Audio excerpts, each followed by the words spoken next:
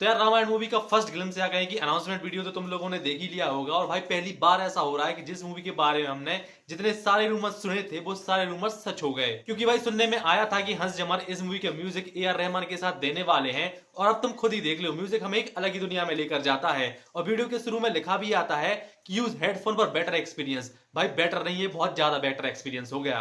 क्योंकि भाई हंस जमर का वो म्यूजिक जब वो स्टार्ट होता है बहुत स्लो, और जब वो अपनी पीक पर जाता है तो हम भी उसके साथ एकदम पीक पर पहुंच जाते हैं। भाई जैसे ये रामायण का वीडियो स्टार्ट होता है, मैं तीनों भगवान ब्रह्मा विष्णु और महेश जी के विजुअल्स देखने को मिलते हैं स्पेस में। और भाई तुम इन्हीं विजुअल से अंदाजा लगा सकते हो कि मूवी में कितना अच्छा विजुअल का काम होने वाला है। वो किया भी डीनेग ने है, 8 टाइम ऑस्कर विनिंग स्टूडियो ने। और इस मूवी को प्रोड्यूस भी उसी स्टूडियो के ओनर नमित मल्होत्रा कर रहे हैं। तो तुम खुद ही सोच लो कि जिसका स्टूडियो है वही इस मूवी को प्रोड्यूस कर रहा है, तो मूवी कितनी अच्छी होने वाली है।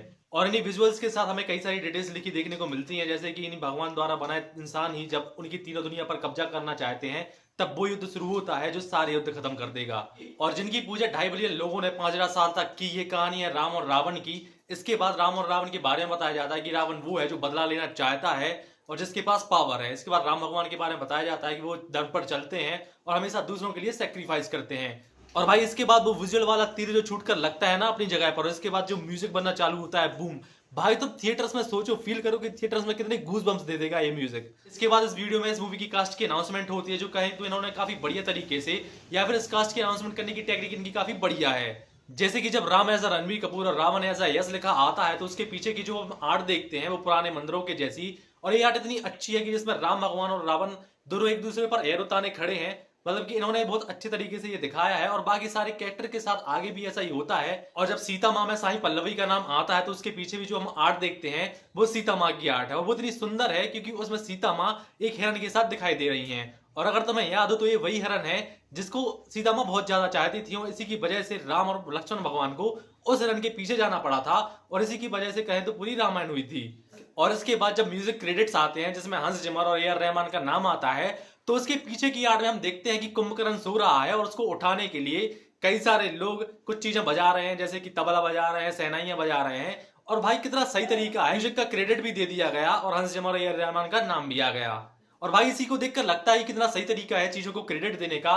भाई मान गए नीतीश तिवारी आपकी डायरेक्शन को। भाई अभी तो और सुन, जब वीडियो में क्रेडिट्स में राइटर के नीचे श्रीधर राघवन का नाम आता है जिन्होंने इस मूवी को लिखा है, तो उनके पीछे की आड़ में हम रावण को जटायु के पंख काटते हुए देख रहे हैं। और जटायु अगर तुम्हें नहीं पता तो जटायु वही है जिन्हें राम भगवान को बताया था कि रावण सीता माँ को कहां और किस डायरेक्शन में लेकर गया है। और मूवी के राइटर का भी वही काम होता है कि मूवी को सही डायरेक्शन में लेकर जाना। मतलब चीजें कितनी कनेक्टेड हैं। और लास्ट वाली आर्ट में लक्ष्मण भगवान को सूर्पनखा की नाक काटते हुए दिखाया गया है, जैसे देखकर मजा आ गया। और एंड में हम सारी इन ब्यूटीफुल आर्ट्स को एक ओम के अंदर देख सकते हैं जब ये टाइटल क्रेडिट्स खत्म होते हैं। इसके बाद हिंदी में लिखा आता है रामायणम, और इंग्लिश में टाइटल की एंट्री जब रामायण से होती है तो उसमें तुम देखना ए अक्षर सबसे पहले एंट्री करता है।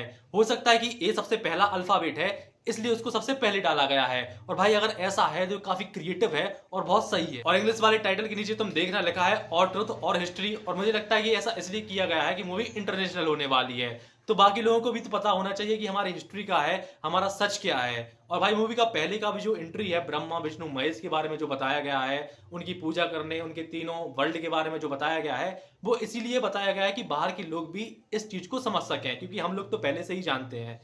और भाई अगर तुम्हें पता नहीं है तो वार्नर ब्रोस कंपनी इस मूवी को वर्ल्ड वाइड डिस्ट्रीब्यूट करेगी, जो काफी बढ़िया है भाई। इसके बाद वीडियो में हमें यश के रावण की थोड़ी सी झलक देखने को मिलती है, जिसने अपना आधा मुंह और पूरा शरीर एक काले कपड़े से ढक रखा है। और अगर तुम्हें वीडियो में ही याद हो तो थोड़ी देर पहले जब राम और रावण को इंट्रोड्यूस किया गया था तो हम थोड़ा सा लुक देख सकते थे यश का, जिसमें पूरी दाढ़ी थी उनकी और अच्छी बॉडी थी और बड़े बड़े बाल थे। मतलब कि अगर यश ने इस कैरेक्टर को अच्छे से संभाल लिया ना तो काफी इंपैक्टफुल रहेगा ये कैरेक्टर।